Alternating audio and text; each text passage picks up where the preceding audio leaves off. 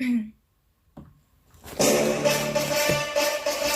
yeah, yeah.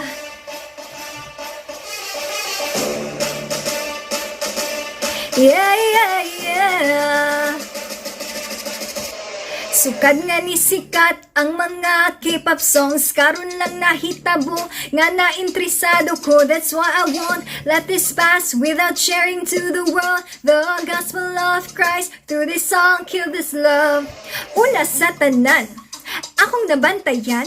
Kini nga henerasyon, kulang ug atensyon.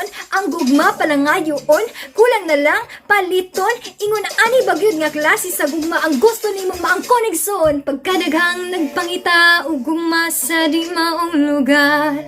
Busa masakitan kung imo lang dawaton kini nga kamatuoran.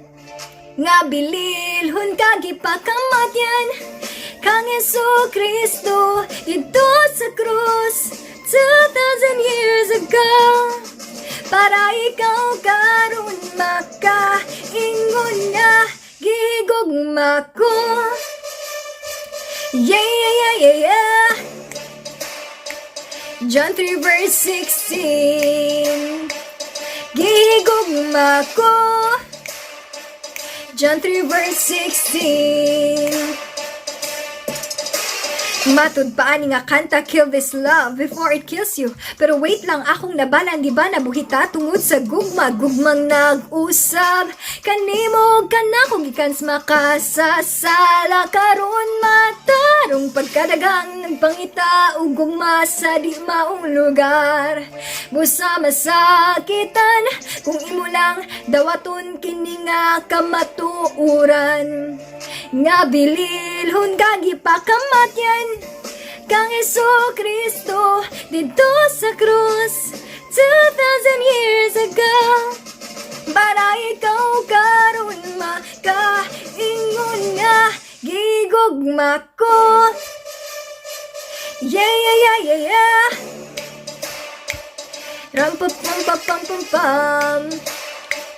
Gihigugma Ko. John 3 verse 16.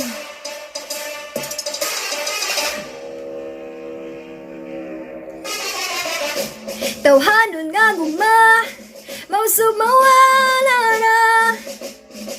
Oh, pero gugma ni Jesus kanunay na.